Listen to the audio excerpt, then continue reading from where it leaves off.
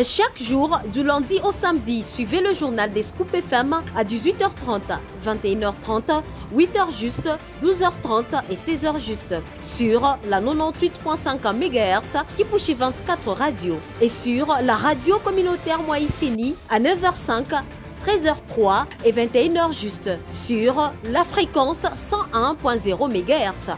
Nos chaînes partenaires Scoop FM, la neutralité réelle. Il est temps de vous informer, mesdames, messieurs, bonjour et bienvenue à cette nouvelle édition du journal sur la chaîne de la neutralité réelle.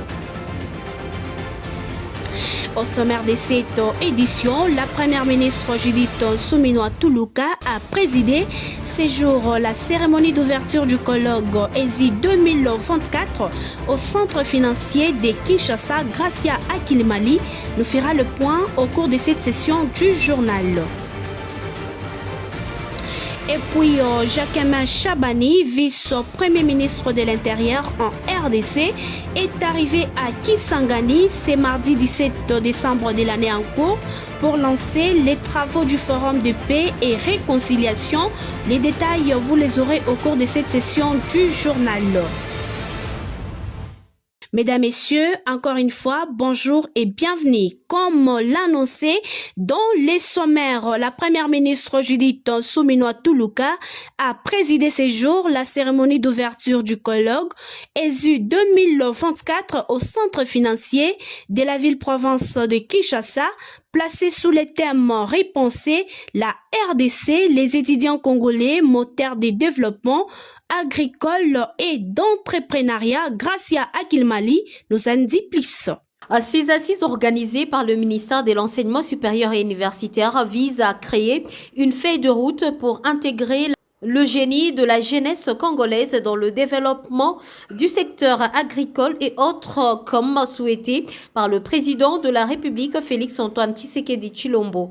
Pour la première ministre, il s'agit concrètement d'analyser tout le problème relatif à la redynamisation du secteur agricole, de l'entrepreneuriat de jeunes, un secteur créateur d'emplois qui constitue la première priorité de la vision du chef de l'État. En croire la chef du gouvernement, le cadre juridique en vigueur au pays balise le chemin pour qu'au niveau des universités et instituts, les initiatives convergent vers une participation active de l'esprit de l'entrepreneuriat. Il y a lieu de relever d'abord que la loi cadre numéro 14004 du 11 février 2014 de l'éducation nationale prévoit en son article 192 que les établissements, le centre public et privé agréé d'enseignement national peuvent créer et développer les activités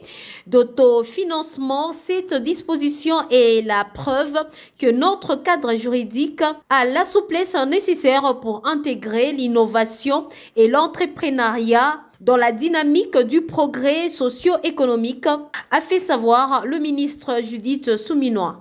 Notant que Marie-Thérèse Sombo, ministre de l'ESU, a remercié au cours de ces assises la première ministre pour son implication personnelle en bon capitaine dans l'intégration de la jeunesse dans les initiatives visant le développement économique du pays.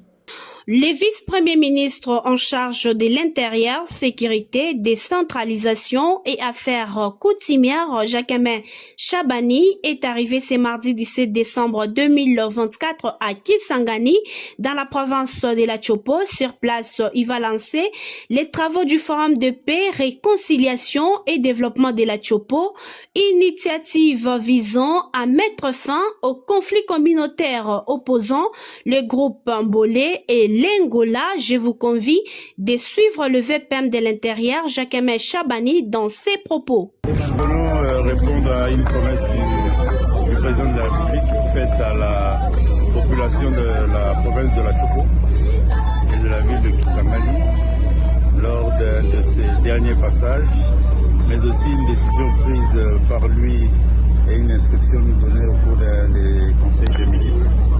C'était suite aux événements malheureux qui se sont déroulés au courant des années précédentes dans la ville et dans la province de la Chopo à travers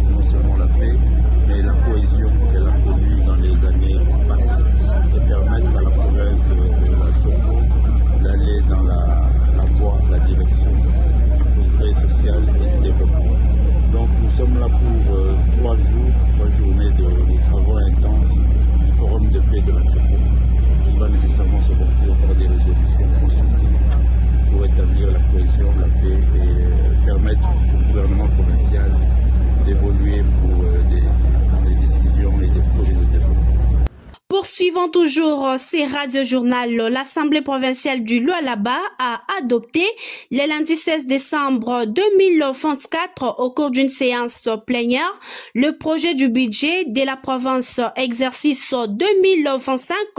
Plus de détails avec Donciel Kabamba. L'Assemblée provinciale du Lualaba a adopté à l'unanimité ce lundi 16 décembre 2024 l'édit budgétaire 2025 chiffré à 10,898 millions de francs congolais, soit une augmentation de 49,15% par rapport au précédent.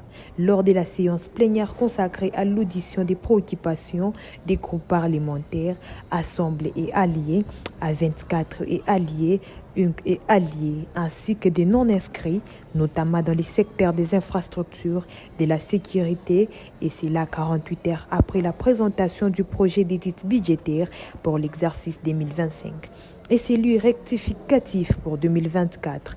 La gouverneure Fifi Masuka a pris en compte les priorités de la population Lualaba. Pour la première citoyenne du Lualaba à Kolwezi, comme partout ailleurs, dans la province où le gouvernement provincial a lancé la construction d'ouvrages d'intérêt public, tels que les viaducs du Mwangeji, la route provinciale Sakedi Lolo et la réhabilitation moderne du boulevard Lumumba et Istem. Les budgets alloués à ces projets et dans les buts d'adopter les développements de la province du Lualaba à celui observé ailleurs pour mettre en valeur son statut de province pilote en RDC. La province du Haut-Katanga fait face à une forte recrudescence de l'insécurité dans ses grandes agglomérations, à l'instar de Lubumbashi, Likasi, Kasumbalesa pendant cette période de festivités de fin d'année et de nouvel an. Suivez. Le bandit par moment armé visite chaque nuit de minuit à 3 heures du matin certains ménages en dépouillant sans pitié le paisible citoyen.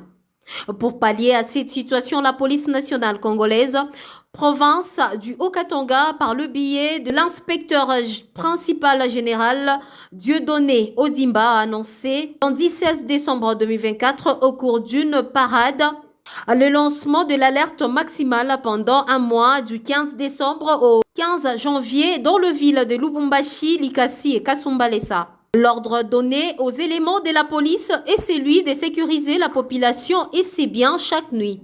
Déjà dans la nuit de lundi 16 décembre à mardi 17 décembre passé, la ville de Kasumbalesa a été le théâtre d'une attaque générale de ces hors-la-loi un plan déjoué grâce à la collaboration franche entre les autorités, la police et la population.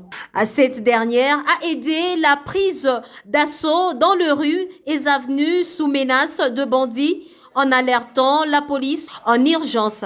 Cette insécurité impose désormais à la population une nouvelle stratégie, celle de ne plus fermer l'œil chaque nuit. En bref, le tribunal de paix de Kinshasa, Ngaliema, a condamné Denise Mukendi Dissochoyo à 3 ans de prison fermée pour faux bruit, faux en écriture et injures publiques. L'affaire avait éclaté après ses déclarations accusant la nerf d'actes inhumains contre Jacques Ndala en 2021, suscitant une polémique malgré une démarche initiale de 8 ans de prison par le ministre public. La peine a été réduite suite au désistement de Jacques Ndala comme partie civile. Toujours en bref, et puis dans un communiqué rendu public au 16 décembre 2024 depuis Kinshasa, l'Union nationale de la presse du Congo a confirmé Narcisse Kabamba étant comme président intérimaire de l'INPC sous-section de la province du Lualaba. Cette confirmation vient 7 mois après le décès du président sous-section Kolwezi. Les FCF Mazembe a remporté le prix du meilleur club féminin de l'année et son coach Lamia Boumedi, celui d'entraîneur féminin de l'année. C'est après une session exceptionnelle où l'équipe congolaise a remporté la Ligue des champions féminins de la CAF. Les capitaines des Léopards de la République démocratique du Congo, Chancel Mbemba, figurent dans une équipe type les sélectionneurs de la République démocratique du Congo, Sébastien Desabre nominé. Parmi les finalistes dans cette catégorie, c'est l'Ivoirien Hermès Fass qui remportait le prix et puis la Zambienne Barbara Banda a remporté le ballon d'or féminin. Enfin, c'est le Nigérian Ademola Lukoman, le ballon d'or africain 2024. Pour finir, toujours en bref, les clubs du football TP Mazembe réclame 11 millions d'euros à l'État. Le TP Mazembe est censé bénéficier de la prise en charge intégrale de ses déplacements par le ministre des Finances, mais depuis la saison 2021-2022, aucun déplacement n'a été remboursé. Par ici que nous mettons un point final à cette session du journal. À toutes et à tous, merci de nous avoir suivis de partout à travers le monde. Au revoir.